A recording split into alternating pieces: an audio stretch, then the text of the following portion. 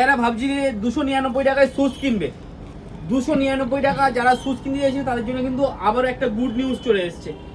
একদম নতুন আর্টিকেল কিন্তু ফ্যাশন বাড়িপুর ব্রাঞ্চ 1 থেকে ভিডিও দিলাম, প্রাইস কিন্তু সেম থাকছে 299। সেই সানডের মতন ভিড় হবে, এক্ষুনি চলে আসতে হবে আপনাদেরকে।